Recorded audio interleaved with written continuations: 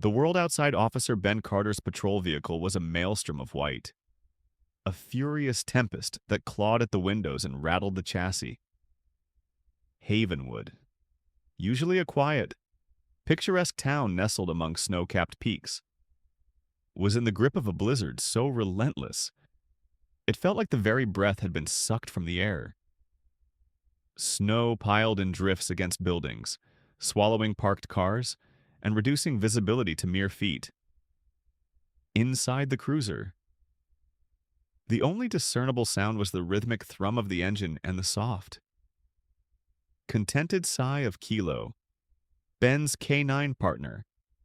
As he shifted in the back, Kilo, a magnificent German shepherd with a coat the color of burnished gold and eyes that held an uncanny intelligence, was Ben's shadow, his confidant, and his anchor. For 5 years, they had been an inseparable unit, their partnership forged in countless training exercises and solidified through the fraught realities of police work. Ben often joked that Kilo understood him better than most people, and in the isolated confines of the patrol car on a night like this. He knew it was true. "Easy there, boy," Ben murmured.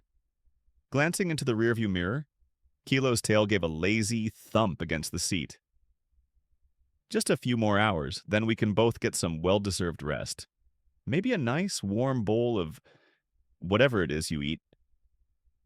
He chuckled, a low, tired sound that barely cut through the howl of the wind.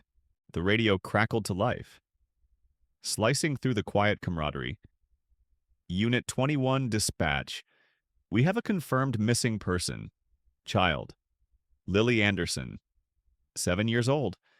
Last seen in the vicinity of Old Mill Road in Willow Creek. Caller reports she may have wandered off trying to find her cat." Ben's spine straightened. A missing child. In this weather. His heart clenched, a familiar cold dread seeping into his bones. 21 to dispatch. Copy that. En route to Old Mill Road. Any additional information? Negative. 21. Parents are frantic. Search and rescue is being mobilized, but conditions are deteriorating rapidly. Advise extreme caution.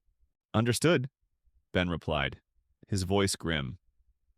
He glanced at Kylo, whose ears had perked at the change in his tone.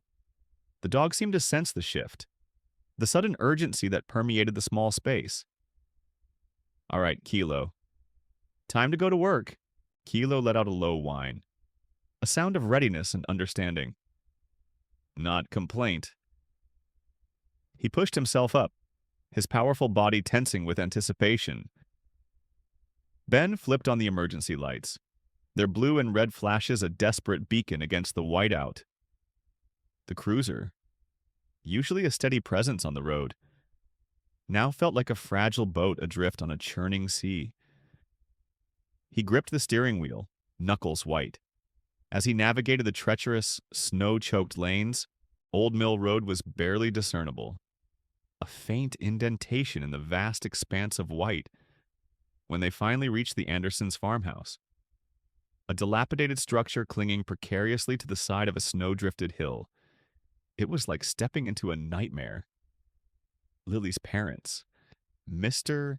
and Mrs. Anderson, stood on the porch, two huddled figures silhouetted against the dim light from inside, their faces etched with raw terror. "Officer?" "Oh, thank God, Mrs." Anderson cried, her voice thin and reedy, almost lost in the wind. Her eyes were red-rimmed, her hair disheveled. "Mr. Anderson," a burly man who looked as if he could wrestle a bear, trembled visibly. Ben quickly explained his plan. "We need a scent article, something Lily wore recently, and any idea where she might have gone."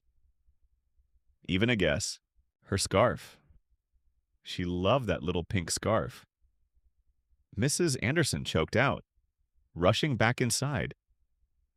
"She went out to look for Mittens, her cat. He got out this morning. She's obsessed with that cat. A cat." Ben sighed internally. Children and their pets, a devastating combination in a blizzard. Mrs. Anderson returned, clutching a small, knitted pink scarf. Kilo, ever the professional, gently sniffed the fabric, his powerful nose working, categorizing and memorizing the scent. All right, Kilo, Ben said, giving his partner a reassuring pat on the head. Go find Lily. Find Lily. Kilo bounded out into the swirling chaos, his tail still wagging, albeit with a new intensity.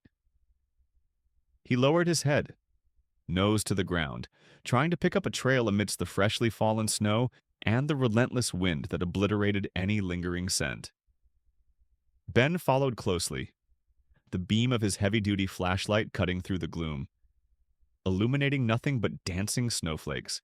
The wind howled like a banshee, tearing at their clothes and stinging their faces with icy needles. Every breath was a painful rasp of cold air. Ben's boots sank deep into the snow with each step, the effort quickly becoming exhausting. He could feel the biting cold seeping into his bones despite his layers of thermal gear. This wasn't just a blizzard, it was a white monster, swallowing everything in its path. Kilo, usually a picture of tireless energy, seemed to be struggling more than usual.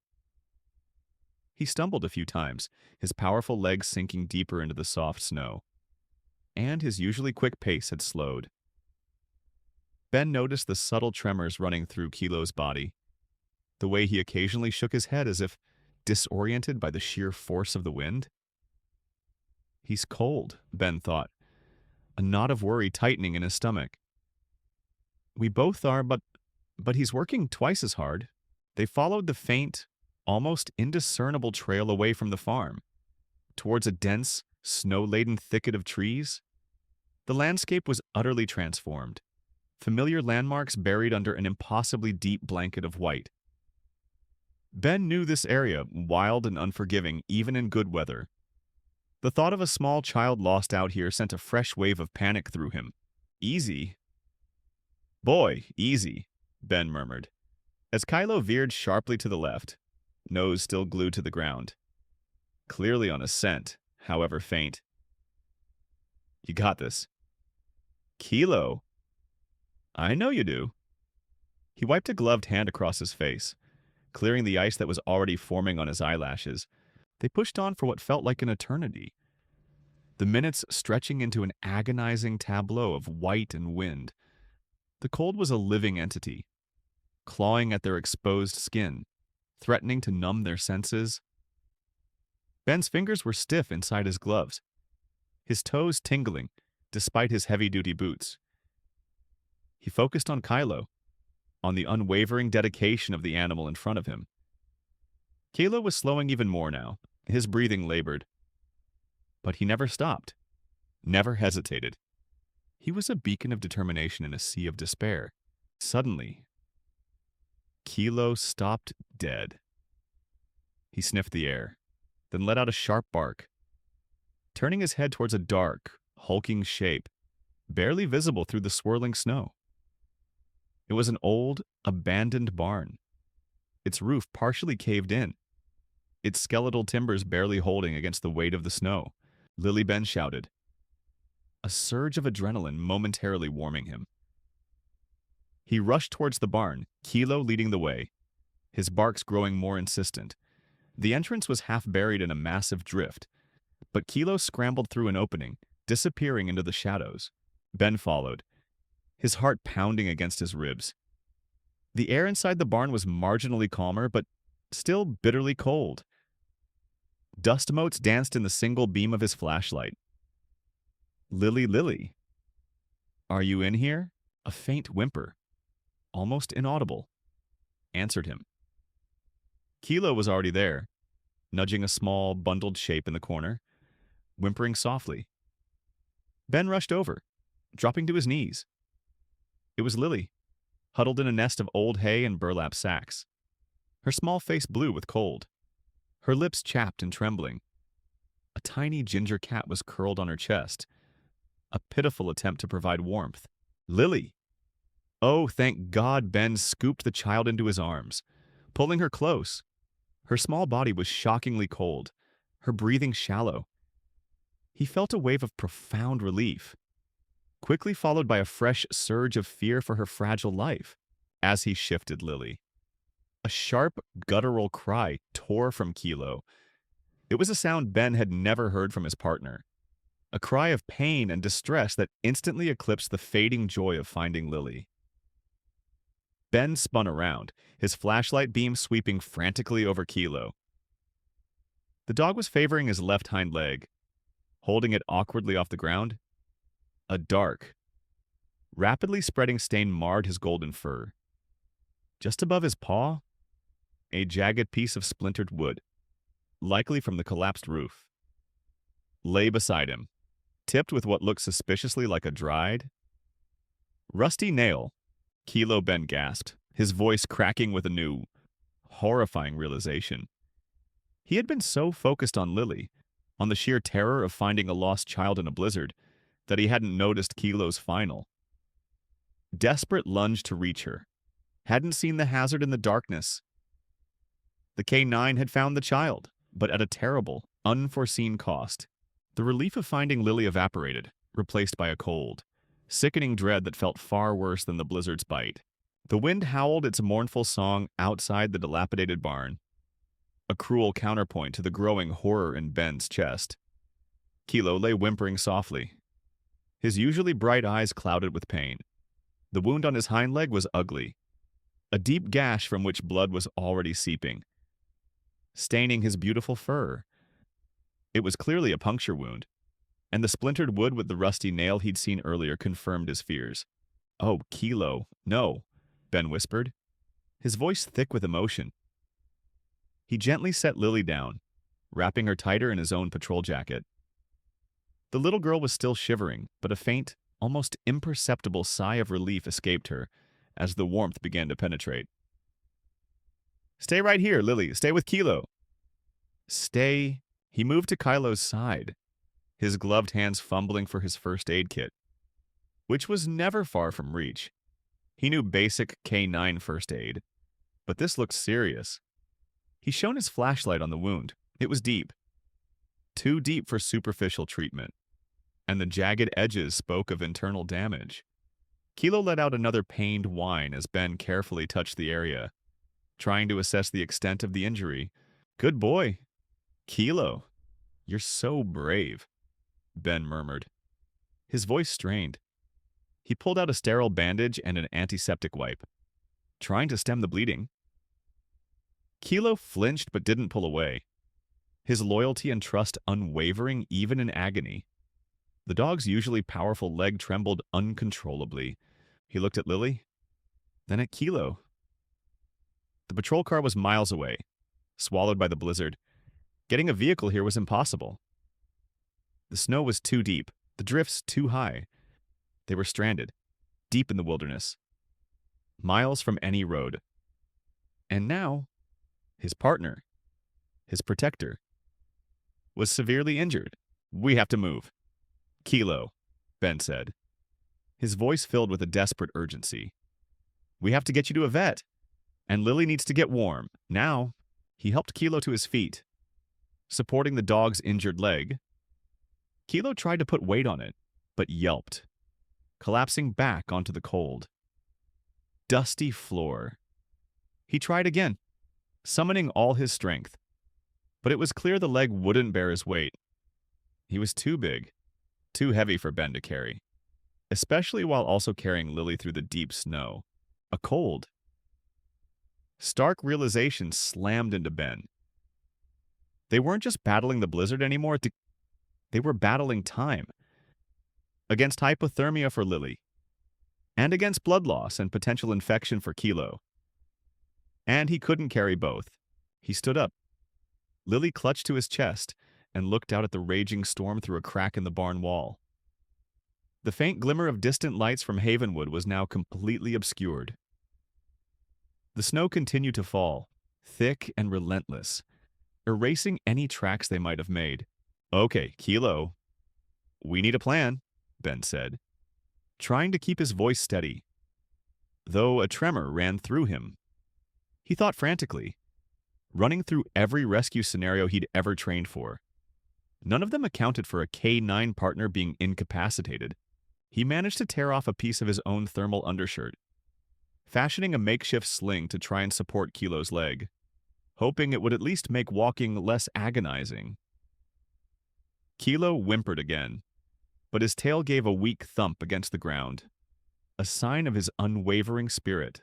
"We have to try, boy," Ben said, his voice raw. He helped Kilo up once more. The dog bravely tried to take a step, but his leg buckled beneath him, and he collapsed again, his body shivering not just from the cold, but from pain and exhaustion. Kilo's panting was shallow and ragged now. Ben's heart splintered. This wasn't just his K9 partner, this was his best friend. The bond between a K9 handler and their dog was something civilians rarely understood. A symbiotic relationship built on trust, shared danger, and unspoken communication. Kilo had saved his life countless times, and now he was helpless to save Kilo. He looked down at Lily, whose small body was beginning to relax in the warmth of his jacket. Though she was still alarmingly pale, her life was in his hands. Too. He couldn't risk her for Kilo, no matter how much it tore him apart. The snow continued to build outside, the drifts growing higher, threatening to engulf the entire barn. The temperature was plummeting. Time was running out. Ben knelt beside Kilo, his eyes burning with unshed tears. He wrapped his arms around the dog's powerful neck, burying his face in his fur. "I'm so sorry. Boy, so sorry." His voice cracked. "You saved her? You're a hero." "Kilo. The bravest hero I know." Kilo licked Ben's face, a weak, comforting gesture that only twisted the knife deeper in Ben's heart. The K9's eyes, usually so vibrant, seemed to be glazing over slightly. Ben knew, with a certainty that chilled him to the bone, what he had to do. It was the most agonizing decision of his life, a choice that would haunt him forever. He couldn't carry Kilo, he couldn't leave Lily. He had to prioritize the human life, the small, vulnerable child he had sworn to protect. He found a few more burlap sacks and some old blankets in a corner of the barn, remnants of its farming past. He carefully arranged them, creating a makeshift bed for Kilo, trying to provide as much insulation as possible against the biting cold. He took off his own warm, insulated vest and draped it over Kilo, hoping it would offer some meager comfort, some small shield against the encroaching hypothermia. He then pulled out his police radio. "Dispatch, this is Unit 21. I have Lily Anderson. She's hypothermic, but stable for now. We're in the old barn near Willow Creek. Kilo is severely injured. He can't move.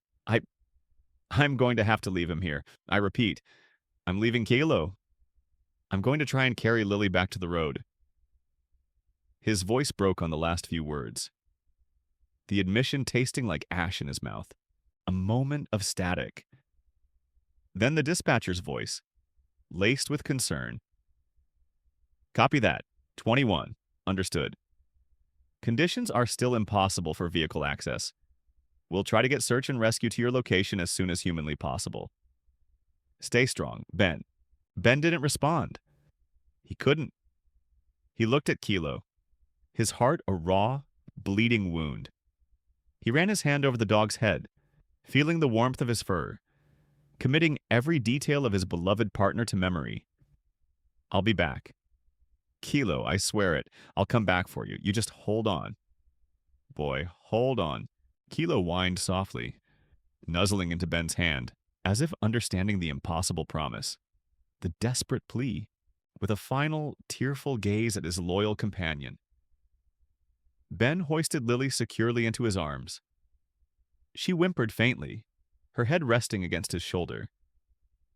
He took a deep, shuddering breath, then turned and plunged back into the swirling, unforgiving white abyss. Each step was a step away from Kilo, a step into an unknown future, and a step that broke his heart into 1,000 irreparable pieces. The image of Kilo, alone and wounded in the desolate barn, would be etched into his soul forever. He prayed with every fiber of his being that he wasn't leaving his partner to die. The wind was a physical tormentor, a relentless force that pushed against Ben with every agonizing step. Lily, though light in his arms, felt like a lead weight, her small body barely stirring against the heavy folds of his jacket. He focused on the rhythm of his breathing, the burning in his lungs and the searing pain in his heart. Each gust of wind seemed to whisper Kilo's name, a constant, unbearable reminder of the choice he had made. His own body was screaming in protest. His muscles ached, his extremities were numb, and the cold was seeping into his very bones, threatening to pull him under. He stumbled, his foot catching on an unseen drift, and almost fell. He clutched Lily tighter, shielding her with his body as he struggled to regain his balance. He couldn't fall. Not now. Not when Kylo's sacrifice depended on him getting Lily to safety. He walked for what felt like an eternity, but could have been mere minutes. The world was a swirling vortex of white, featureless and disorienting. He had no idea if he was still heading in the right direction, if he was even moving. Doubt, a venomous serpent, began to coil in his mind. What if I don't make it? What if Kilo's sacrifice was for nothing, just as despair threatened to swallow him whole? A faint, rhythmic rumble reached his ears, barely audible above the howling wind. He strained to hear it again, praying it wasn't just the wind playing tricks on his exhausted mind. There it was again, louder this time. A deep, persistent growl. A snowplow. Hope. Sharp and painful. Pierced through the icy shroud of his exhaustion. He forced himself to move faster. Driven by this new, desperate energy. He tried to shout, but his voice was hoarse. Choked by the cold and the dust of snow. He waved his free arm frantically, a wild, desperate flailing in the blinding white. The rumble grew louder. Closer. Then, through the swirling curtain of snow, he saw it. The colossal outline of a snowplow, its powerful headlights cutting twin beams into the chaos. The truck was moving slowly, cautiously, its massive blade pushing aside mountains of snow. Ben stumbled forward, adrenaline coursing through him, giving him a temporary surge of strength. He didn't care if he looked like a madman. He just needed them to see him. He yelled again, a raw, primal scream that tore from his throat. The plow operator, a grizzled veteran named Hank, who had seen his share of blizzards, squinted through the windshield. He almost missed the faint, almost ghostly figure in the distance. But then a flash of red and blue, the faint reflection of emergency lights on Ben's uniform, or perhaps just a trick of the light, caught his eye. He slammed on the brakes, the massive vehicle shuddering to a halt. Holy smokes. Gus, do you see that Hank yelled to his coworker? Gus leaned forward, peering into the blizzard. Looks like someone's out there, and they're carrying something. They quickly clambered out of the cab, their faces immediately stung by the frigid wind. Ben, by now, was almost on top of them, swaying on his feet. Lily still clutched tightly to his chest. His face was an icy mask. His eyes wide and bloodshot, but there was a desperate, fierce light in them. "Officer, are you all right?" Hank shouted, rushing towards him. Ben collapsed onto his knees, his strength finally giving out. Lily slipped from his arms, but Hank was there, catching the small child before she could hit the snow. "Lily? She's hypothermic." Ben gasped, his words slurred, his teeth chattering uncontrollably. "Kilo? The barn? He's injured?" Gus quickly assessed Lily's condition. "She's barely breathing. We need to get her to a hospital. Now." He carefully took Lily from Hank, wrapping her in his own thick work jacket. Hank helped Ben to his feet. Ben was shaking uncontrollably, his skin icy to the touch. "We'll get you both in the truck," You're hypothermic too, officer, as they started to lead him towards the warmth of the plow's cab. Ben pulled away, his eyes wild with desperation. No Kilo. My K9. He's in the barn. You have to go back for him. Please. Hank and Gus exchanged a grim look. They knew the conditions. Officer, you're in no state? Hank began gently. He saved her life. Ben's voice was a raw, guttural cry, filled with an anguish that cut through the roar of the blizzard. He's still out there. Please, my partner. Gus, cradling the small, unconscious Lily, spoke with quiet authority.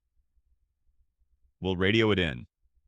Officer, we'll get a team out there as soon as it's possible, but right now, this little girl and you need immediate medical attention. We can't risk more lives in this storm. Reluctantly, Ben allowed himself to be guided into the warm cab of the snowplow. The sudden warmth was a shock, bringing a painful tingling to his frozen extremities. He watched, helpless, as Gus radioed in their location and situation. The dispatcher, alerted to the extreme urgency, immediately diverted ambulances to meet the snowplow at the nearest accessible road. The drive to the rendezvous point was agonizingly slow, the plow battling the deep snow. Ben stared out the window, his mind replaying the image of Kilo, alone and wounded. In the dark barn, he saw Kilo's trusting eyes, felt the brush of his fur, heard his soft whines. Guilt, heavy and suffocating, settled in his chest. He had left him. He had broken his promise when they finally met the ambulances. A flurry of activity erupted. Lily was immediately placed on a stretcher, oxygen mask over her small face, and whisked away by paramedics. Ben was checked over, given warm blankets, and urged to get into another ambulance. No, he mumbled, trying to push himself off the stretcher. I need to go back for Kilo. Is a search party organized? A paramedic, a kind-faced woman with tired eyes, gently pushed him back down. Officer, you're in no condition. You're bordering on severe hypothermia yourself. We're taking you to Havenwood General. They'll get a search team organized, I promise. But it's still too dangerous out there for anyone. Ben's pleas faded into the drone of the ambulance siren. He knew they were right. Logically, but logic had no place in the gaping wound of his heart as the ambulance pulled away, leaving the howling blizzard behind. Ben could only cling to the desperate hope that Kylo was still alive, that his incredible loyalty and resilience would see him through. But deep down, a cold, hard despair began to set in. He had left his best friend, his partner, to face the storm alone, and he wasn't sure he'd ever forgive himself. The fluorescent lights of Havenwood General Hospital hummed above Ben's head, a stark contrast to the swirling white outside. He was wrapped in thick, warm blankets, a nurse meticulously checking his vitals. His body, though no longer shivering uncontrollably, felt heavy and bruised, as if he'd been through a brutal fight. And in a way, he had. Your core temperature is coming back up. Officer Carter, the nurse, a kind-faced woman named Sarah, reported, You were lucky. Another hour out there, and it could have been much worse. Ben barely registered her words. His eyes were fixed on the door, a desperate need for information gnawing at him. Lily Anderson. How is she? Sarah offered a reassuring smile. She's stable, still very weak and hypothermic. But she's responding to treatment. Her parents are with her now. They're very grateful to you. Grateful. The word felt hollow. He had saved Lily, yes, but at what cost? The image of Kilo, alone in that desolate barn, was a relentless torment, and Kilo Ben's voice was hoarse. Has there been any word, a search party? Sarah's smile faltered. Her gaze dropped to her clipboard. Officer, the blizzard is still raging out there. Search and rescue operations have been suspended until conditions improve. It's simply too dangerous. Too dangerous. Ben pushed himself up, a surge of raw anger and grief overriding his physical exhaustion. My partner is out there. He's wounded. He saved that little girl's life. We understand your concern. Truly, Sarah said, her voice gentle but firm. But we can't risk more lives. As soon as there's a break in the storm, they'll mobilize. That's a promise. Ben sank back onto the gurney. Defeated. He knew she was right. He knew the protocols. But knowing didn't lessen the crushing weight of despair. He pulled a blanket over his face, trying to block out the sterile hospital room, trying to escape the torment of his own thoughts. Days bled into a blur of restless sleep and waking nightmares. Lily Anderson made slow but steady progress. News reports hailed Ben as a hero, showcasing his frostbitten face and the incredible story of his harrowing rescue. Lily's parents visited him, tearfully thanking him for bringing their daughter back. They brought him a handmade card from Lily, a crayon drawing of a small girl and a big, golden dog under a sunny sky with "Thank you, Officer Ben and Kylo," scrawled in wobbly letters. The card only intensified his pain. Everyone praised Kylo's heroism. Yet Kylo was still out there, lost to the relentless storm.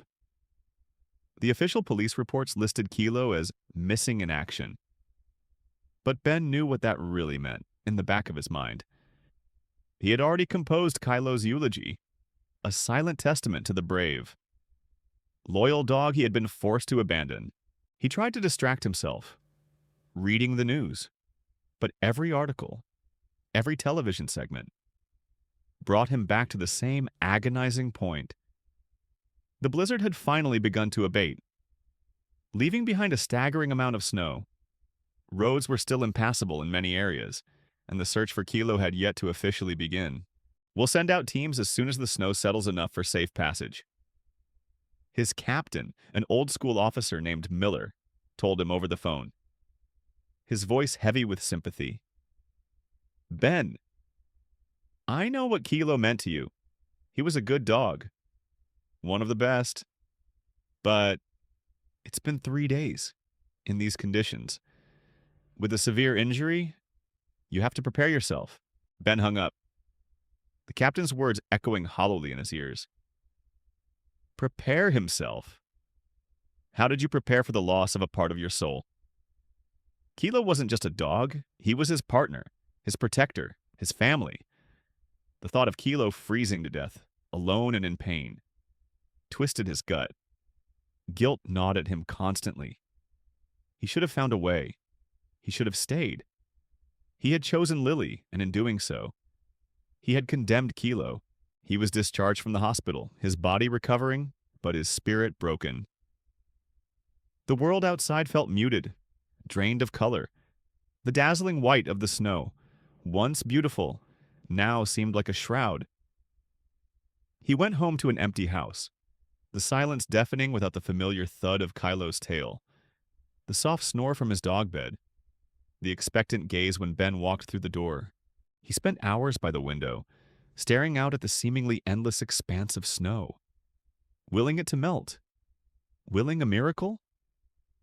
He revisited the old barn in his mind, going over every detail, every agonizing second of that night.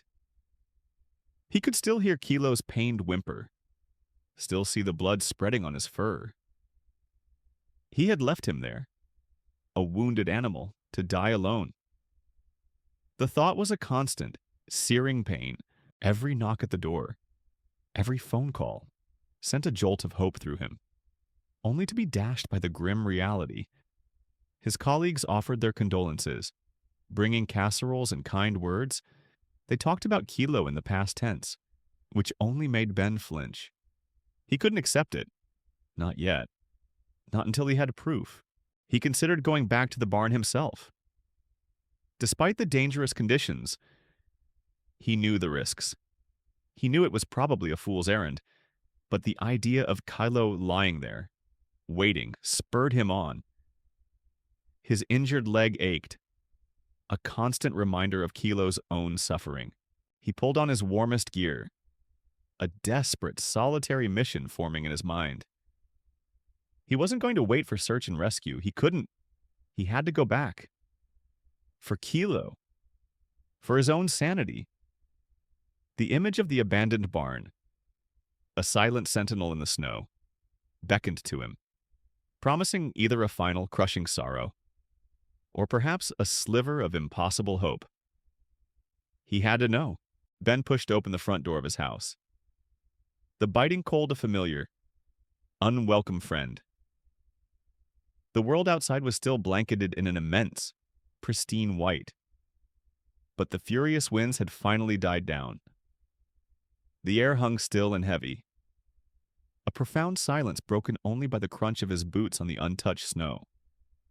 He clutched his old, worn hiking backpack, stuffed with emergency supplies, a thermos of hot coffee, and a faint, irrational hope, his own leg. Still stiff from the hypothermia and the exertion of carrying Lily. Protested with every step, but the physical discomfort was a dull ache compared to the torment in his mind. He walked towards his truck, the familiar blue and white of his police cruiser, a stark reminder of the partner who should have been beside him. He couldn't bring himself to take the patrol vehicle. It felt like a betrayal. Instead, he opted for his personal truck, a sturdy four-wheel drive that could handle rough terrain. Even if it meant battling fresh snowdrifts, the drive was slow, painstaking. The side roads leading out of Havenwood were still largely unplowed, forcing him to navigate treacherous paths. The truck tires spinning and fishtailing in the deep powder.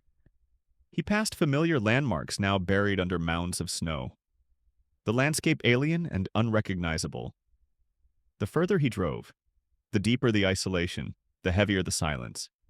Amplifying the emptiness in his heart, he parked his truck as close as he dared to Old Mill Road, knowing he'd have to continue on foot from there. The old barn was still miles away, a daunting trek through virgin snow.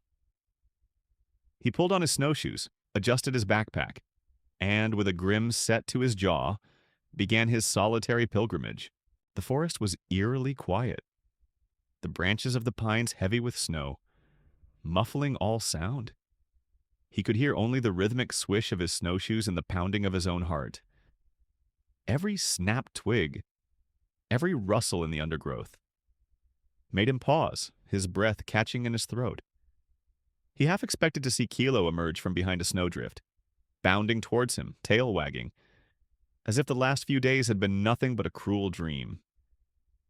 But there was only silence, vast and unforgiving. Hours blurred into an exhausting continuum. The cold began to seep back into his extremities. Despite his layers, his lungs burned with the effort of pushing through the deep snow. He stopped periodically to check his GPS, ensuring he stayed on course. Driven by a single-minded determination, he wouldn't give up, not until he knew for certain. As he neared the approximate location of the barn, a faint, almost imperceptible detail caught his eye. A disturbance in the snow. Not tracks, not exactly, but a subtle indentation, as if something heavy had been dragged. His heart hammered against his ribs. Could it be? He followed the faint marks, his hope flickering, a fragile flame against the biting cold. The snow was still deep, but here, in the shelter of the dense pines, it wasn't as wind-scoured. The trail, if it could be called that, was sporadic, fading in and out, but it was enough. It was something. He stumbled through a thicket of snow-laden bushes, his breath coming in ragged gasps. And then he saw it. The barn. It stood silhouetted against the muted sky. A forlorn, skeletal structure, partially swallowed by the snowdrifts.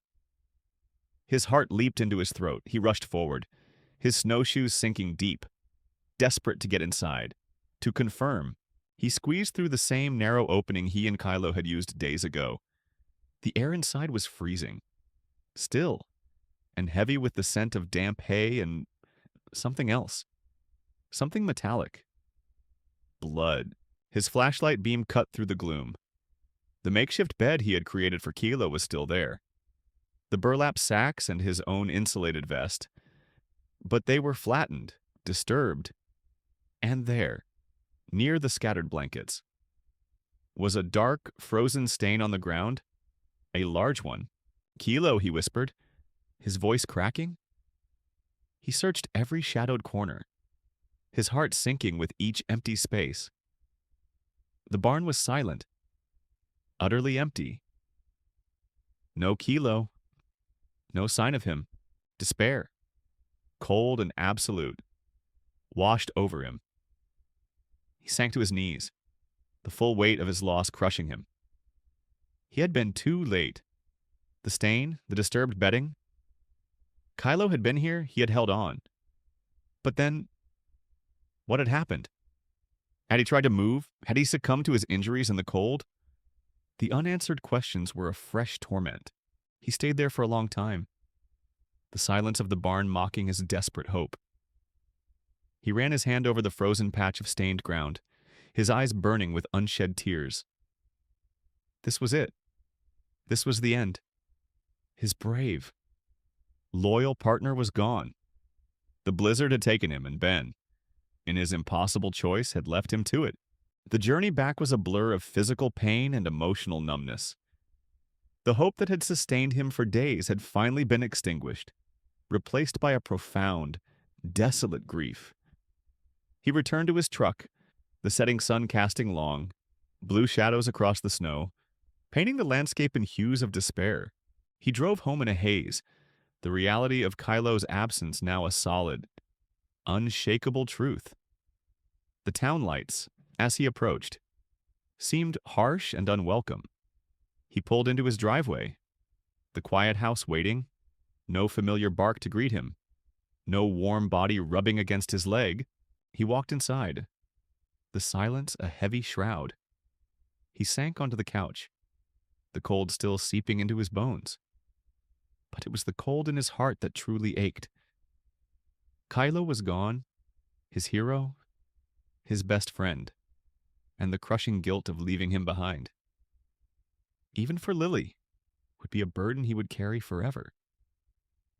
He stared at the empty dog bed, tears finally streaming down his face.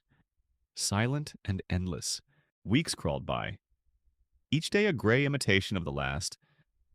The snow, once a relentless enemy, now began its slow, melancholic retreat, revealing the scarred landscape beneath. But for Ben, the internal winter remained. He had returned to work, but the vibrant spark that had defined him as an officer, especially as a K-9 handler, was gone. The patrol car felt cavernous without Kilo, the silence a constant reminder of his absence. He went through the motions, responding to calls, filing reports, but his heart wasn't in it. His colleagues noticed. They offered their sympathies, tried to cheer him up, but nothing touched the profound grief that had settled deep within him. He was a shell of his former self, haunted by the image of Kilo, alone and wounded, in that desolate barn. Lily Anderson, now fully recovered, sometimes visited the station with her parents, bringing cookies and thank you notes. Seeing her, so vibrant and alive, only intensified the bittersweet agony. Her life had been saved, but Kilo had paid the ultimate price, one particularly dreary afternoon. A call came through dispatch. It was routine, almost mundane. Given the recent events, a farmer, Mr. Silas Croft, reporting unusual activity on his property, located a few miles past the old barn, closer to the edge of the Havenwood wilderness. Says he's been seeing a large dog, the dispatcher relayed. Acting strangely, limping, but he can't get close to it. Ben listened. A cynical emptiness in his chest. A large dog, limping. There were dozens of stray dogs in the area, especially after the blizzard. He suppressed the automatic surge of desperate hope. He couldn't go through that again, the false promise, the crushing disappointment. Officer Carter, the dispatcher, prompted. You're closest to the sector, Ben sighed. Copy that. Dispatch. en route to Croft's farm. He started the engine, his movement stiff and unenthusiastic. It was just another stray, he told himself. A lost pet. Injured perhaps by the remnants of the storm. Nothing more. He drove out of town. The road's clearer now, revealing the mud and slush of early spring. The landscape was still bleak. Skeletal trees reaching like gnarled fingers into the pale sky. As he approached Mr. Croft's farm, a sprawling, untidy collection of weathered barns and fences, he spotted the farmer standing by his gate, a worried frown on his face. Mr. Croft was an older man, weathered by years of working the land, with shrewd, knowing eyes. Officer.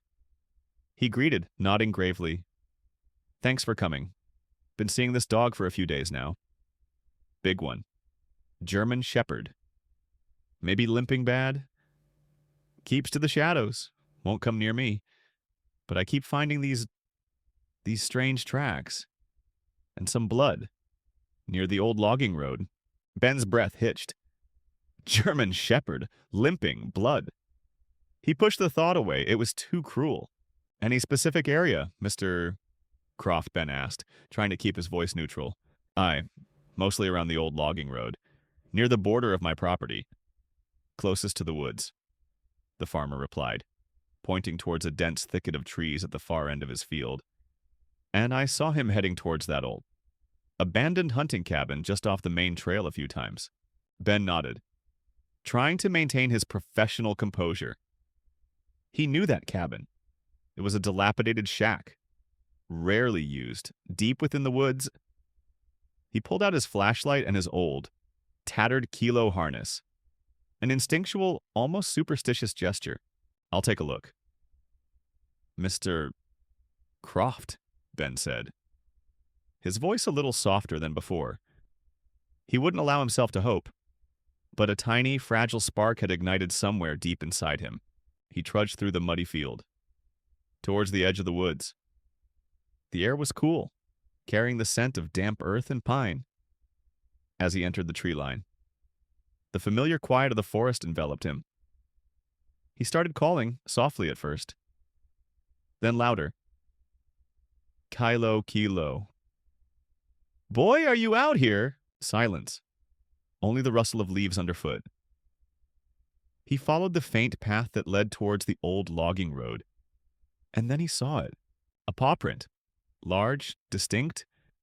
And next to it, a faint, reddish-brown stain on the muddy ground. Fresh enough to suggest recent activity. Too familiar. His heart began to pound, a frantic drumbeat against his ribs. He quickened his pace, scanning the dense undergrowth, his eyes darting from shadow to shadow. He called out again, his voice raw with desperate longing. Kilo. It's Ben Kilo, please. He followed the faint, broken trail. It was intermittent, almost invisible in places, but undeniably there. A large animal struggling, leaving faint disturbances in the mud and patches of melting snow. He saw another reddish stain, then another, leading deeper into the woods, towards the old hunting cabin. He began to run, the pain in his own leg forgotten. His breath hitched in his throat, a mixture of exhaustion and a terrifying, exhilarating hope. He burst through a final screen of pine trees, and there it was, the cabin. Its windows dark, its door hanging precariously open. And then he saw him, curled in a tight ball just inside the cabin's doorway. Barely visible in the dim light was a large, emaciated German Shepherd. His fur was matted with mud and blood, his ribs starkly visible beneath his matted coat. One hind leg was held awkwardly off the ground, swollen and clearly infected, but as Ben took another step, the dog's head lifted slowly. Two familiar, intelligent eyes, clouded with pain and exhaustion, met his, and in that instant, a low, weak whine escaped the dog's throat. It wasn't the strong, confident bark Ben knew, but it was unmistakable. It was Kilo. Ben dropped to his knees, his own body trembling uncontrollably. Tears streamed down his face. hot and unchecked. Kilo. Oh my God, Kilo. He crawled towards his partner, barely able to believe what he was seeing. He reached out a trembling hand, and Kilo, with a monumental effort, nudged his head into Ben's palm. A weak, desperate lick to his fingers. He was alive. Against all odds, against every rational expectation. Kilo was alive. The break your heart moment had turned into a miracle, a testament to an unbreakable bond and an animal's unimaginable will to survive. Ben cradled Kilo's head in his hands. The rough texture of his fur, the familiar warmth, a reality that still felt like a desperate dream. Kilo, despite his emaciated state and the horrific injury, was trying to wag his tail. A weak, almost imperceptible thump against the dusty floor of the cabin. It was a gesture of pure, unadulterated joy, a silent declaration of his enduring loyalty. "You're alive, boy. You're alive." Ben choked out, tears blurring his vision. He gently ran his hand over Kilo's bony frame, feeling the prominent ribs beneath the matted fur. Kilo was shockingly thin, a ghost of his former robust self. The wound on his hind leg was an angry, swollen mess, red and inflamed, oozing pus. The smell of infection hung heavy in the stale air of the cabin. He immediately pulled out his emergency medical kit. He didn't have much, but he had antiseptic wipes, sterile gauze, and some pain medication he carried for himself in a pinch. He knew enough to clean the wound, but it was clear Kilo needed professional help, and fast. This was beyond basic first aid. This was a race against time, not just for his recovery, but for his very survival. "Okay, Kilo." "We're getting you out of here," Ben murmured, his voice firm, projecting a confidence he didn't entirely feel. He gently cleaned around the wound, Kilo whimpering softly but remaining still. His trust in Ben absolute. The dog's feverish skin burned beneath Ben's touch. Getting Kilo out of the cabin and back to the truck was an immense challenge. Kilo tried to stand, but his injured leg buckled, sending waves of pain through him. Ben knew he couldn't carry him all the way. He thought frantically, his gaze sweeping the dilapidated cabin. He spotted an old, sturdy tarp in a corner, covered in dust and cobwebs. "Perfect," he muttered. A desperate idea forming, he carefully unrolled the tarp, spreading it on the ground with immense effort. He coaxed Kilo onto it. The dog was heavy, but the tarp allowed Ben to drag him, slowly, painfully, out of the cabin and onto the muddy, uneven trail. The journey back was an agonizing crawl. Ben strained against the weight of the tarp, his own muscles screaming in protest, his breath coming in ragged gasps. Every few feet, he had to stop, resting, his chest heaving, his eyes fixed on Kilo's still, pained form. He spoke to Kilo constantly, murmuring encouragement, telling him about warm beds and endless bowls of food. Anything to keep the spirit in those weary eyes alive. Kilo, despite his weakness, would occasionally lift his head, a soft whine escaping him, as if to say, "I'm still here, Ben. I'm fighting. Finally." After what felt like an eternity. They reached Ben's truck. Getting Kilo into the back was another Herculean task. Ben carefully maneuvered the large dog, his own body protesting with every strain, until Kilo was gently settled on the back seat. On top of a makeshift bed of blankets Ben had foresightedly brought, Kilo was trembling, exhausted, but his eyes were still on Ben, a glimmer of hope now replacing the pain. Ben wasted no time. He immediately called dispatch, his voice hoarse with emotion and exhaustion. "Dispatch! This is Ben Carter. I found him. I found Kilo. He's alive, but he's in bad shape. Severe infection, likely hypothermia. I'm heading straight to Havenwood Veterinary Hospital." The dispatcher, who knew Ben and Kilo's story intimately, let out a gasp of disbelief. Officer Carter. That's incredible. Copy that. I'll notify the hospital immediately that they'll be ready for you. Her voice was laced with an uncharacteristic excitement. The drive to the vet hospital was a blur. Ben pushed his truck as fast as he safely could, his eyes darting to the rearview mirror.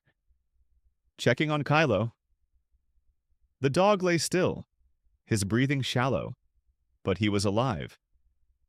That was all that mattered. When he pulled into the emergency bay of Havenwood Veterinary Hospital, a team of vets and technicians was already waiting. Alerted by dispatch, Dr. Evelyn Reed, a renowned veterinary surgeon with a kind but no-nonsense demeanor, rushed out, her face etched with concern. "Officer Carter, is this him?" she asked, her gaze immediately falling on the still. "Injured Kilo." "Yes, Dr. Reed." "It's Kilo," Ben managed, his voice thick. "He's got a deep puncture wound on his hind leg. Severe infection. Very thin." The team moved with practiced efficiency. Kilo was carefully transferred onto a stretcher and wheeled into the examination room. Ben followed, his heart pounding. Dr. Reed quickly began her assessment, her expression grave. "His temperature is dangerously low, and the infection is severe," she stated, her voice calm but serious. "This wound is deep, likely hit bone or tendon. It's going to need extensive surgery. And even then, with his weakened state and the severity of the infection, it's a long shot. He may never recover fully and certainly won't be able to return to K-9 duty." Ben nodded, his throat tight. He didn't care about K-9 duty right now. He just wanted Kilo to live. "Do whatever it takes." "Doctor." "Whatever it takes." Dr. Reed looked at him, a flicker of admiration in her eyes. "We'll do our best. Officer, he's a fighter, that's for sure. Surviving a blizzard like that, with an injury like this. For weeks, it's a miracle." As the team began to prep Kilo for surgery, Ben sank into a waiting room chair, the exhaustion finally catching up to him. His clothes were muddy, his body ached, but a fragile hope, a tiny, precious spark, had been reignited within him. Kilo was alive. He had fought. And now, Ben would fight for him. With every fiber of his being, the long, arduous road to recovery had just begun. The hours Kilo was in surgery stretched into an eternity for Ben. He paced the waiting room, the sterile quiet of the hospital amplifying every anxious thought. He called his captain, updating him on Kilo's miraculous discovery. Captain Miller, initially stunned, quickly moved to ensure all resources were made available for Kilo's recovery, a sign of the deep respect the force held for its K-9 unit. Word spread like wildfire through the department, bringing a wave of relief and cautious optimism. Finally, Dr. Reed emerged, her surgical scrub still on, a weary but determined expression on her face. Ben shot to his feet. He made it through the surgery. "Officer Carter," she said. And Ben felt a wave of profound relief wash over him, so intense it almost buckled his knees. It was touch and go. The infection was far more widespread than we initially thought, and the wound itself was devastating. It looked like he was impaled by something. Perhaps a broken branch or even a piece of rusted metal. Probably when he located Lily. Ben nodded, remembering the splintered wood and rusty nail he'd seen. "We had to remove a significant amount of infected tissue and bone fragments. He's lost quite a bit of muscle in that leg. And there's nerve damage. He'll need extensive rehabilitation. And honestly, the chances of him ever walking without a limp are slim, let alone returning to active duty." Dr. Reed paused, her gaze softening. "But he's a fighter. Officer. He truly is. His will to live is extraordinary." "Can I see him?" Ben asked, his voice thick with emotion. "For a moment, he's still heavily sedated, but stable," she replied, leading him to a recovery ward. Kilo lay on a padded bed, an IV drip in his paw.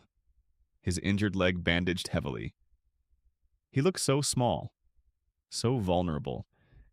Yet there was a faint, steady rise and fall of his chest. Ben gently stroked Kilo's head, feeling the warmth of his fur. A tangible connection after weeks of agonizing uncertainty. "You did it, boy," he whispered, a fresh wave of tears blurring his vision. "You held on." The news of Kilo's survival spread like a wildfire beyond the police department, igniting a spark of hope and wonder throughout Havenwood and beyond. The local news, which had covered Kilo's disappearance with somber reports, now broadcast triumphant stories of his miraculous rescue.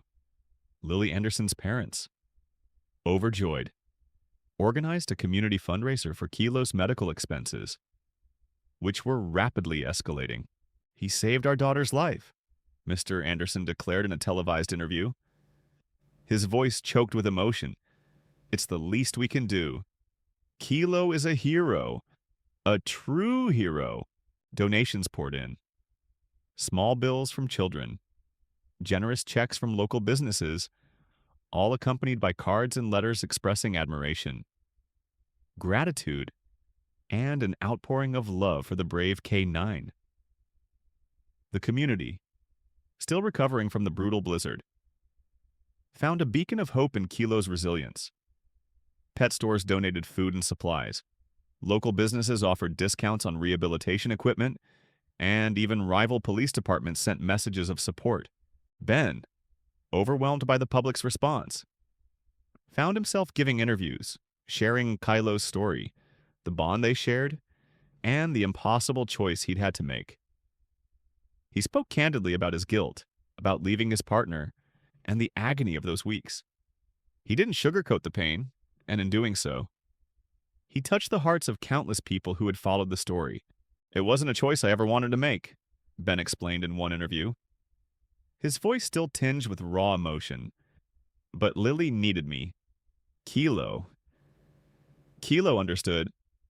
He's always understood.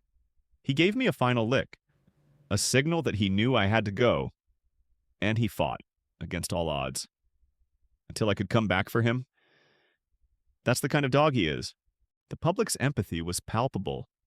Pet owners shared stories of their own beloved companions, and strangers sent letters thanking Ben for his honesty and Kilo for his bravery.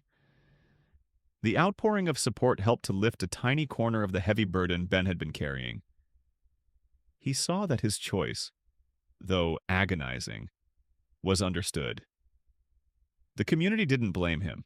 They celebrated the profound bond and Kilo's incredible will to survive. Days turned into weeks, then months. And Kilo's recovery was a testament to his indomitable spirit and Dr. Reed's dedicated care.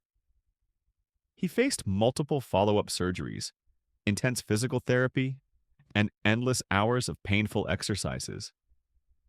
Ben was there for every step, every painful limp, every small victory. He spent every spare moment at the hospital, then at his home, where Kilo was eventually moved for continued recovery. Kilo would lie on his specially padded bed, his eyes following Ben's every move, his tail giving a weak thump whenever Ben entered the room. The bond between them, already unbreakable, had deepened into something almost spiritual, forged in the crucible of despair and miraculous reunion. Kilo would never be the K-9 he once was, but he was alive. And for Ben, that was everything. The "what happened next will break your heart" part of the story had been subverted, replaced by a profound and unexpected tale of survival and unwavering loyalty. As Kilo slowly regained strength, the physical therapy sessions became the new routine, a testament to his fighting spirit. He wobbled on a specialized underwater treadmill, his eyes fixed on Ben, who knelt beside the tank, offering constant encouragement. Every small improvement, every ounce of weight he managed to put on his injured leg, was a monumental victory. Dr. Reed, though cautious, was increasingly amazed. "He's defying expectations." "Ben," she'd often say, a hint of wonder in her voice. Most dogs with this kind of trauma, they don't come back like this. But even as Kilo battled his physical demons, a new, unsettling puzzle began to surface in Ben's mind.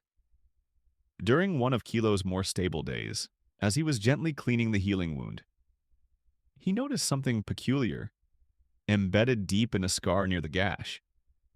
A tiny, almost invisible sliver of dark material. It was too small to be a splinter from the barn, and its texture felt synthetic. He carefully extracted it with tweezers, a thin, brittle piece of what looked like hardened plastic. He showed it to Dr. Reed. She examined it under a microscope. Her brow furrowed. Interesting? She murmured, "This isn't wood. It looks like a fragment of a very old, degraded polymer, almost like a piece of an animal trap. Perhaps the kind that breaks down over time." Ben's blood ran cold. An animal trap.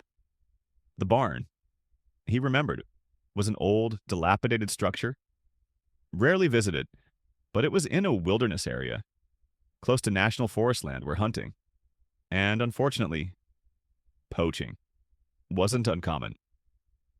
Kilo's injury had been a deep puncture wound, not a clean cut. He remembered the rusty nail. But what if that wasn't the primary cause? What if Kilo had stumbled into something far more sinister? A new wave of anger surged through him, replacing the crushing guilt.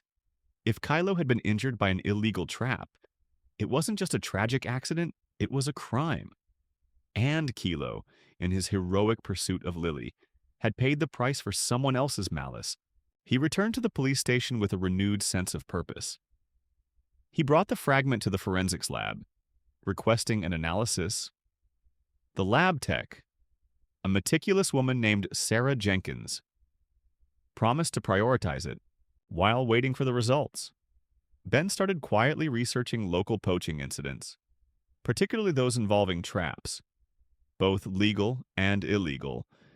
Havenwood rarely saw serious poaching, but there had been a few isolated incidents over the years, mostly petty stuff. Not organized operations, but the nature of Kilo's wound and the fragment suggested something more deliberate, more dangerous. He revisited the old barn, armed with a new perspective. The snow had melted considerably, revealing more of the surrounding terrain. He systematically searched the area, his police training kicking in, his eyes sharp and observant, near where Kilo had first located Lily, partially hidden by fallen leaves and debris. He found it, a shallow depression in the ground, carefully camouflaged, almost invisible. And in the center, a rusted, corroded piece of metal. It wasn't a standard leg-hold trap, which was illegal in the state, but something more primitive, yet equally brutal, a kind of snare. Designed to catch an animal's leg or neck, it had clearly been there for a very long time. Partially broken, with jagged edges, and attached to it, a small, faded piece of dark, brittle plastic, almost identical to the fragment found in Kilo's wound. The sight filled Ben with a cold, righteous fury. This wasn't just Kilo's injury, it was a danger to the entire community, especially to children and unsuspecting animals. Lily could have easily stumbled into this. Kilo, in his desperate haste to reach her, had likely activated this very trap, taking the brunt of its decayed, but still dangerous mechanism. He photographed the scene, carefully collected the trap components, and sealed them as evidence. This wasn't an accident. This was an act of deliberate cruelty, an illegal trap set by someone who clearly had no regard for life. Back at the station, Sarah Jenkins called with the lab results. The fragment from Kilo's wound matches the plastic from the trap you found. Officer, she confirmed. It's a degraded form of polymer used in some older, commercially manufactured snares, highly illegal to set in the state. Especially in public access wilderness areas, Ben felt a grim satisfaction. He had his proof. The narrative had shifted. Kilo wasn't just a victim of circumstance, he was a victim of a crime. And that meant Ben had a new mission. He wasn't just mourning his partner anymore, he was seeking justice for him. He presented his findings to Captain Miller, who listened with a growing look of concern. Illegal snares. In Havenwood Bend. This changes everything. This isn't just about Kylo anymore. This is about public safety. Exactly, Captain, Ben stated, his eyes hard. And it's about Kilo. He suffered because of this. Someone needs to answer for it. Captain Miller nodded slowly, his expression firm. Agreed. We'll open a formal investigation. And, Ben, I think you're the right man to lead it. You know this area, and you certainly have the motivation. Ben felt a flicker of his old self, a spark of purpose reigniting. He still carried the deep ache of Kilo's injury, the fear for his recovery, but now it was channeled into a new, fierce determination. He would find who was responsible for this, and he would ensure that justice, for Kilo and for the safety of Havenwood, would be served. Ben delved into the investigation with a ferocity he hadn't felt since Kylo's disappearance. The personal stake fueled him, transforming his grief into a sharp, focused determination. He spent hours poring over old case files, cross-referencing property records with known poaching hotspots. The trap found near the barn, though old, was a crucial piece of the puzzle, a relic of a bygone era of wildlife exploitation that occasionally resurfaced. His first lead came from an unlikely source, a retired game warden, Old Man Hemlock, who had spent decades patrolling the Havenwood wilderness. Ben paid him a visit, finding him in his cluttered cabin, surrounded by taxidermied trophies and a pervasive smell of pipe tobacco. Illegal snares. You say, Hemlock mused, his eyes narrowing. Used to be a problem, years ago. Not so much now, but some old habits die hard. There was a fellow, a real piece of work, always pushing the boundaries, name of Jebediah Jeb Thorne. Mean streak. Loved to brag about outsmarting the system. Thought he was above the law. Ran a small, ramshackle trapping operation on the outskirts, near what is now the Croft Farm. He had a reputation for using those older, cruder traps, the kind that did more damage than they were worth. Ben's ears perked up. Jebediah Thorne. The name clicked. He remembered a few old vague complaints about a man with that name, but nothing that ever led to serious charges. Do you know if he's still in the area? Hemlock snorted. Oh, he's still around. All right. Got himself a little shack deep in the woods, on the other side of Blackwood Creek. Keeps to himself mostly, ever since his last brush with the law for some minor poaching violation a few years back. Still a nasty piece of work, though, and he hates K9s. Had a run-in with one once. Got bit. Claimed it was unprovoked. Spiteful man. Hates K9s. That detail sent a fresh wave of cold fury through Ben. It wasn't just a random act. It might have been deliberate malice. Directed at the very creatures who were often the first line of defense against people like Thorne, Ben thanked Hemlock and returned to the station. A new target in his sights. He pulled up Jebediah Thorne's file. It was slim. Mostly minor infractions, illegal fishing. Trapping out of season, a few public disturbance complaints. Nothing major. But the pattern was there. A consistent disregard for regulations.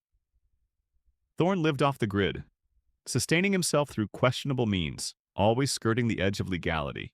He knew Kilo was a symbol, a brave dog, but he also knew that if Thorne was responsible for Kilo's injury, it meant he was still a threat to the community. The next morning, Ben organized a small, discreet team. They had no search warrant yet, only a hunch. But he wanted to conduct a preliminary surveillance of Thorne's property. They moved through the woods quietly, using the terrain to their advantage, until they reached a vantage point overlooking Thorne's secluded cabin. The cabin itself was a ramshackle affair, barely visible through the trees, a thin wisp of smoke curling from its crude chimney. but it was what lay around it that truly caught Ben's attention, though many of the snowdrifts had melted, revealing patches of mud and thawing earth. There were still areas where the snow lingered, and in those lingering patches, Ben saw subtle but unmistakable signs, drag marks, consistent with an animal carcass, leading into a shed behind the cabin, and faint, almost invisible, disturbed earth near the tree line, consistent with recently set or checked traps. It was enough to justify a deeper look. Ben returned to the station and presented his findings to Captain Miller. Captain, I believe Jebediah Thorne is still actively poaching, using illegal traps, and I believe one of them is what injured Kilo. Given his history with K9s, it might not have been accidental at all. Miller listened, his expression grim. That's a serious accusation. Ben, but the evidence you've gathered, combined with Hemlock's testimony, it's compelling. We'll get a warrant, and we'll bring K9 Kilo's attacker to justice. The warrant was issued the next day. Ben, along with Captain Miller and a small team of officers, descended on Thorne's cabin. They approached cautiously. Aware of Thorne's unpredictable nature, Jebediah Thorne emerged from his cabin, a scruffy, wiry man with suspicious eyes, a shotgun casually slung over his shoulder. "What in tarnation do you want?" he snarled, his gaze immediately fixing on Ben. "Jebediah Thorne," Captain Miller announced, his voice firm and authoritative. "We have a warrant to search your property for illegal traps and poaching activity." Thorne's face hardened. "You got nothing on me. I ain't done nothing." As officers began their search, Ben's eyes swept over Thorne, taking in every detail, and then he saw it. A small, almost imperceptible scar on Thorne's right calf. Just above his boot, a scar that looked suspiciously like a dog bite. The old game warden's words echoed in his mind. He hates K9s. Had a run-in with one once, got bit. Claimed it was unprovoked. A cold wave of certainty washed over Ben. Kilo had found Lily close to Thorne's territory, within the range where one of Thorne's old, neglected traps could have been. And knowing Thorne's animosity towards K9s, it wasn't a leap to imagine he'd set them deliberately. Not just for animals, but as a deterrent against anyone or anything trespassing on his perceived territory. The search of Thorne's property yielded immediate results. In the shed, officers found several freshly prepared animal carcasses, clearly taken out of season, and buried haphazardly around the perimeter of his property. They uncovered several more crude, rusted snares, identical in design to the one that had injured Kylo. Some even had small fragments of the same degraded polymer plastic embedded in them. Thorne began to protest loudly, denying everything, but the evidence was overwhelming as he was being handcuffed. He shot a venomous glare at Ben. "You'll regret this. Officer, you and your damn dog." Ben met his gaze, his own eyes cold and unwavering. "Someone already regrets it, Thorne, and that someone is Kilo. Justice," it seemed, was beginning to unfurl its long, slow arm. Kilo's suffering and his remarkable survival were not just a tale of resilience. They were the key to exposing a hidden darkness in the Havenwood wilderness.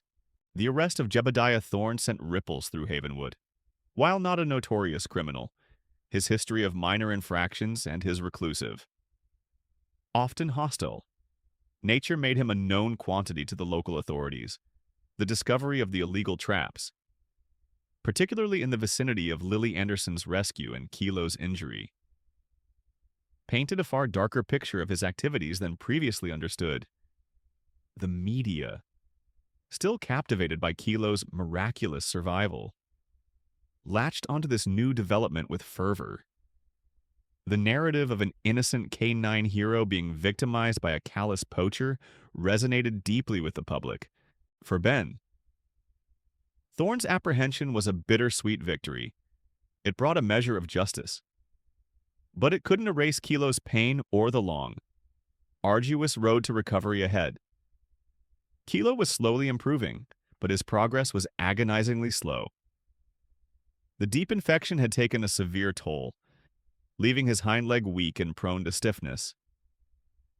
Dr. Reed, though pleased with his spirit, remained realistic about his prognosis. He still got a long way to go. Ben. She explained during one of Kilo's physical therapy sessions. Kilo was on a land treadmill, taking tentative, limping steps. His eyes fixed on Ben. The nerve damage is significant. He might always have a noticeable limp, and returning to K9 duty is simply not an option. He won't have the agility, the speed, or the stamina required? Ben nodded, a pang of sadness in his chest.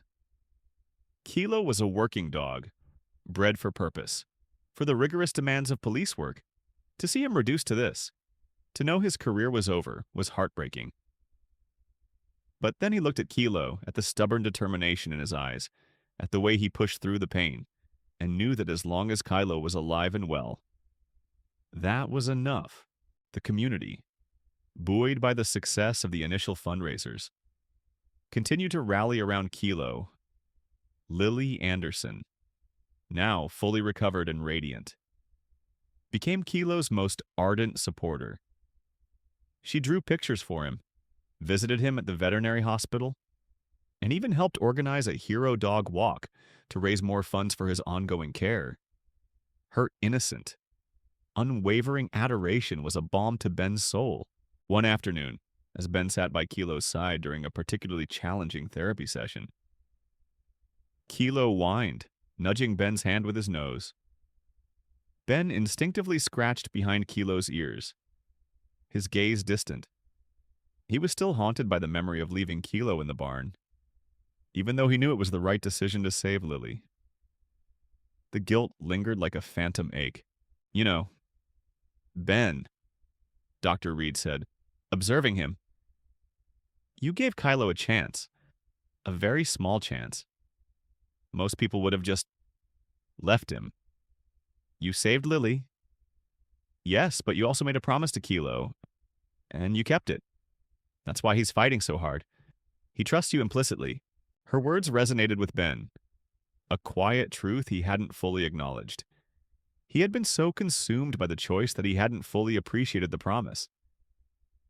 Kilo's fight was indeed for him, for their bond, for the future they still had together. Whatever it might look like, as Kilo's recovery progressed, Ben found himself facing a new, emotional challenge. Kilo was a gentle, loving dog, but the trauma of his injury and abandonment had left subtle psychological scars.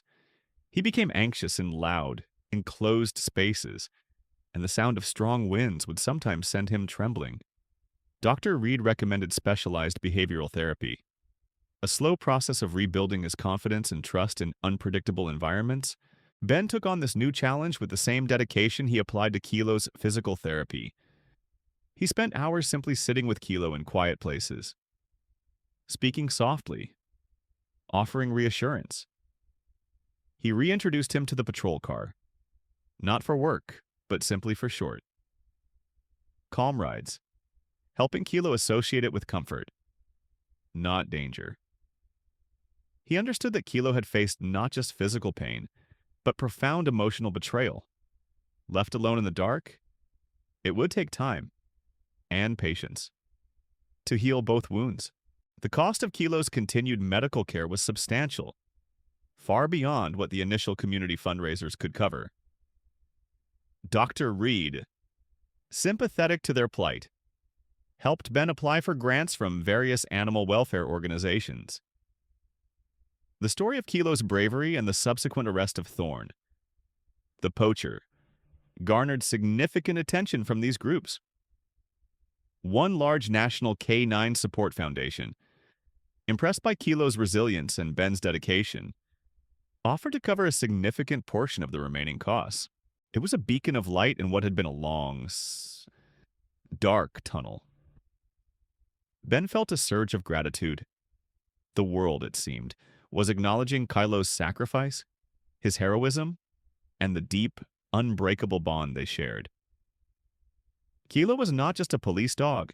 He had become a symbol of perseverance, loyalty, and the unexpected kindness of strangers.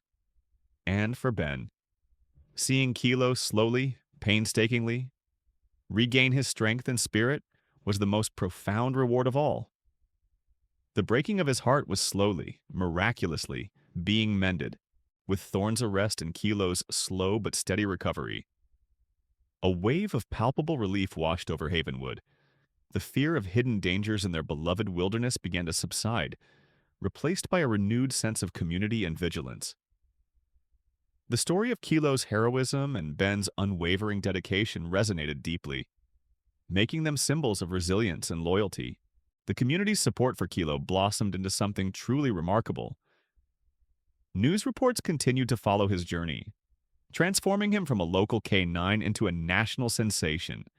People from all over the country, touched by his story, sent cards, gifts, and donations. Children sent crayon drawings of Kilo wearing a superhero cape, and letters poured in from veterans, police officers, and dog lovers, all expressing their admiration. Lily Anderson, Kilo's little human savior, remained a constant, joyful presence. Her visits to the veterinary hospital became a source of pure delight for Kilo, who, despite his lingering pain, would wag his tail with surprising vigor whenever she appeared. Lily, in turn, felt a deep, unspoken connection to the brave dog who had saved her life. She would sit quietly by his side, gently stroking his fur, sometimes reading him stories from her picture books. It was a silent, powerful bond that transcended words. The Andersons, still overwhelmed with gratitude, became fierce advocates for Kilo. Mrs. Anderson, a natural organizer, spearheaded a large-scale fundraising event. It was called Kilo's Courage Day, a community fair held in the town square, complete with local bands, food stalls, and a silent auction. The proceeds, a substantial sum, were earmarked for Kilo's ongoing medical expenses, his specialized rehabilitation equipment, and a portion set aside for a K9 welfare fund in his honor. Ben, though naturally reserved, found himself swept up in the outpouring of public affection. He attended the Kilo's Courage Day event, standing beside Captain Miller as the community celebrated their hero. He saw firsthand the profound impact Kilo's story had made. People approached him, not with pity, but with respect and admiration. They thanked him for his bravery, for Kilo's sacrifice, and for his relentless pursuit of justice for his partner. During the event, a local reporter asked Ben what he thought Kilo's legacy would be. Ben paused, looking out at the crowd, at the children playing, at Lily laughing with her parents. Kilo, he said, his voice husky with emotion, represents everything good in this world. Loyalty, courage, the willingness to put others before yourself. His legacy won't just be catching a bad guy or finding a missing child. It'll be about the unshakable bond between a human and an animal, about what we're willing to do for those we love, and about how a single act of heroism can bring an entire community together. He also spoke about the illegal traps and the danger they posed.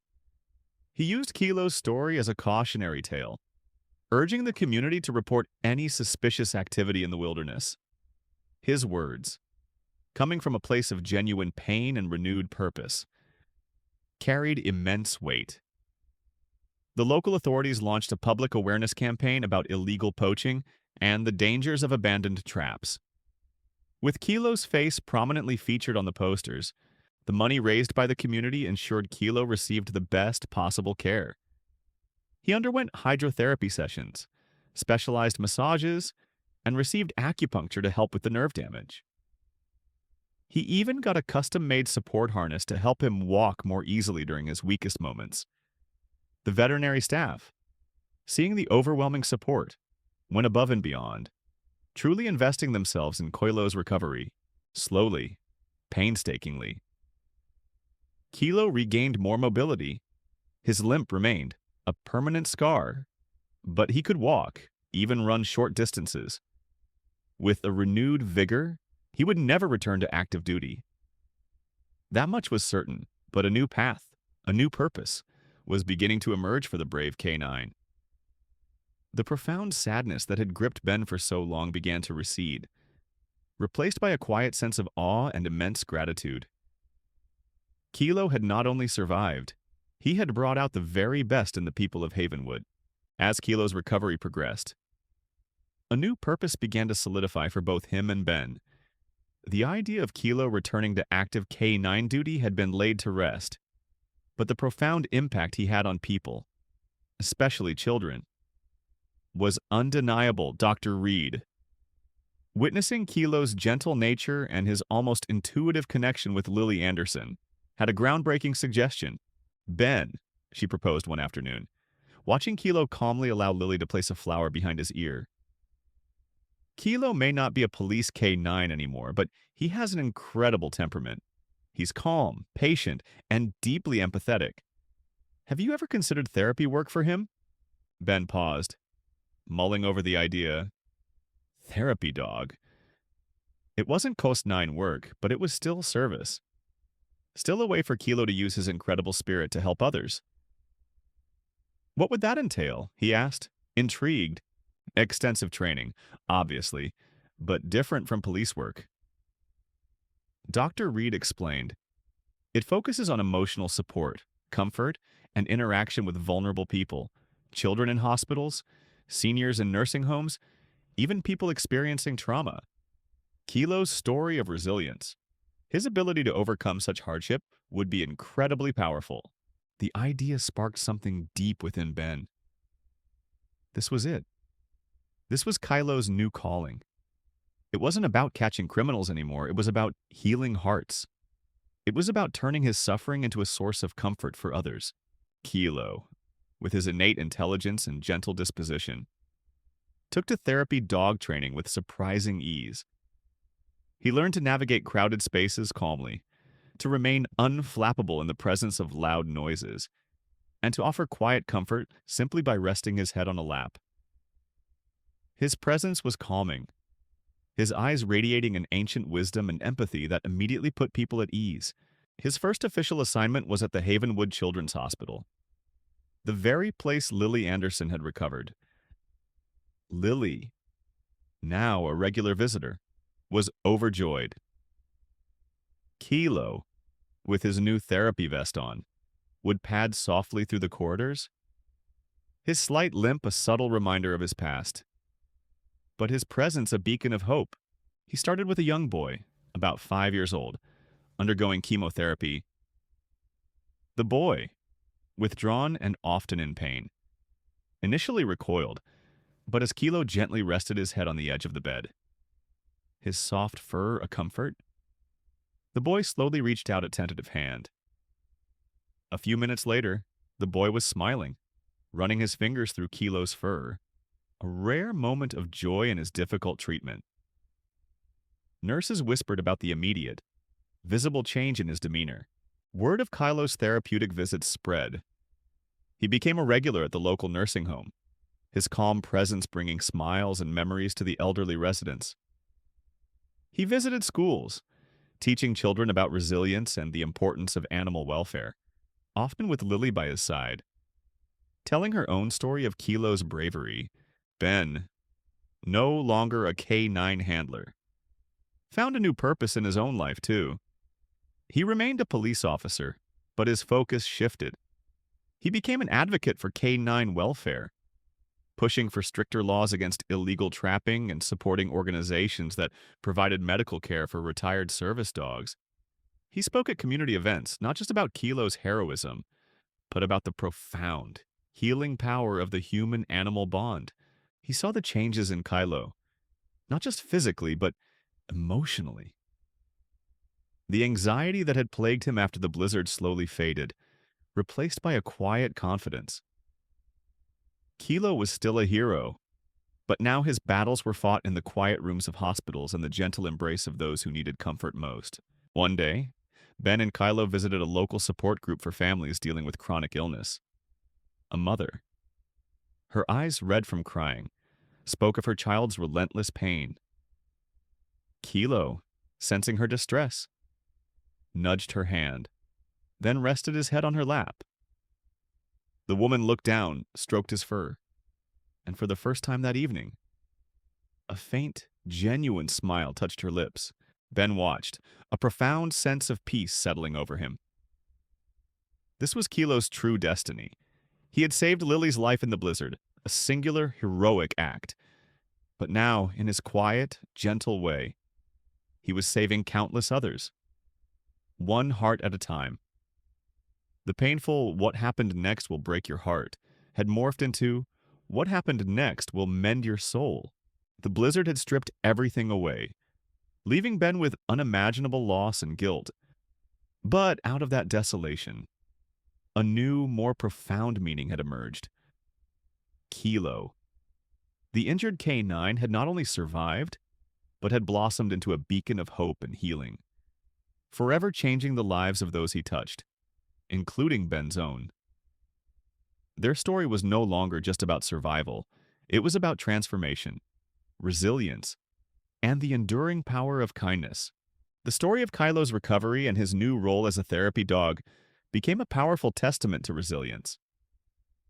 Reaching far beyond the quiet confines of Havenwood, media outlets, still captivated by the initial blizzard rescue and the subsequent arrest of Jebediah Thorne, followed Kylo's journey with keen interest. Documentaries were produced, articles published, and Kilo became an unwitting ambassador for both animal welfare and the healing power of unconditional love. Ben, though still a police officer, found himself in a new kind of spotlight. He accepted invitations to speak at conferences, sharing Kilo's story and advocating for stricter laws against illegal trapping and poaching.